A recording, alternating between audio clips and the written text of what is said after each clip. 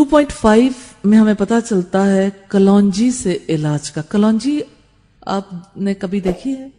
ہمارے یہاں کھانوں میں بھی یوز ہوتی ہے کچھ کھانوں میں، لیکن علاج کے طور پر کم یوز ہوتی ہے. تو آج ہم دیکھیں گے حدیث نمبر 41 اور اگلی حدیث کے حوالے سے کہ کلونجی کس کس مرض کو فائدہ دے سکتی ہے. حضرت ابو ہریرہ نے خبر دی، انہوں نے رسول اللہ سے سنا، آپ نے فرمایا سیاہ دانوں میں ہر بیماری سے شفا ہے سوائے سام کے. اور سام کا مطلب ہے موت، یعنی موت کے سوا، موت کا تو کسی کے پاس کوئی علاج نہیں ہے، لیکن کلونجی میں ہر بیماری کی شفا ہے. صحیح بخاری کی روایت ہے 5688 نمبر ہے 5688. اور ابن عمر کی روایت ہے ابن ماجہ میں 3448 اور ابن ماجہ ہی کی روایت ہے 3447 پہ. حضرت ابو ہریرہ فرماتے ہیں رسول اللہ نے فرمایا تم کلونجی کو لازم پکڑ لو، اس میں سام کے علاوہ ہر چیز کی شفا ہے. سام کے معنی ہے موت. یہ ترمذی کی روایت ہے 2041 نمبر پر. اور خالد بن سعد نے بیان کیا کہ ہم باہر گئے ہوئے تھے، وہ کہتے ہیں کہ ہمارے ساتھ غالب بن ابجر تھے، وہ راستے میں بیمار پڑ گئے. پھر جب ہم مدینہ واپس آئے اس وقت بھی وہ بیماری میں تھے. حضرت ابن ابی عقیق ان کی عیادت کے لیے تشریف لائے اور ہم سے کہا کہ انہیں یہ کالے دانے استعمال کرواؤ، یعنی کلونجی. اس کے 5 یا 7 دانے لے کر پیس لو، پھر زیتون کے تیل میں ملا کر ناک کے اس طرف اور اس طرف سے قطرہ قطرہ کر کے ٹپکاؤ. کیونکہ حضرت عائشہ نے مجھ سے بیان کیا کہ انہوں نے نبی کریم صلی اللہ علیہ وسلم سے سنا، آپ نے فرمایا کلونجی ہر بیماری کی دوا ہے سوائے سام کے. میں نے عرض کیا سام کیا ہے؟ فرمایا موت. یہ صحیح بخاری کی روایت ہے 5687 نمبر پر اور ابن ماجہ کی روایت ہے 3449 نمبر پر.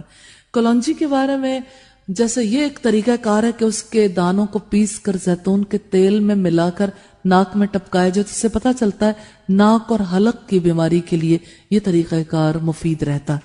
اور اب دیکھیے کہ بعض اوقات ایسی شدید کھانسی ہوتی ہے جو کھانسی کسی طرح سے رکتی نہیں ہے، یا بعض اوقات جو ہے نزلہ اس قسم کا ہے جو رکتا نہیں ہے. کھانسی اور نزلے اور گلے کے امراض کے لیے کلونجی کی ہلکی سی دھونی بھی لی جاتی ہے. اور اسی طرح سے کلونجی کے دانوں کو اگر دانتوں میں یا سائیڈ پہ بعض اوقات ہلکی سی پوٹلی سی بنا کے رکھ لیا جاتا ہے تو اس سے بھی بہت زیادہ فائدہ ہوتا ہے. اور اسی طرح سے یہ بات تو طے شدہ ہے، اس کے طریقہ کار کے بارے میں تو بہت ساری چیزوں سے ہمیں مزید وضاحتیں مل جاتی ہیں، لیکن اصل چیز جو ہم طب نبوی کے توسط سے پڑھ رہے ہیں وہ یہ ہے کہ یہ چیزیں بطور دوا کے یوز ہو سکتی ہیں، اور ان کو رسول اللہ صلی اللہ علیہ وسلم نے بطور دوا کے ایڈوائز کیا. حدیث نمبر 44 ہے. حضرت ابو ہریرہ فرماتے ہیں شونیز جو ہے ہر بیماری کا علاج ہے سوائے موت کے. قتادہ کہتے ہیں ابو ہریرہ روزانہ اس کے 21 دانے لیتے تھے.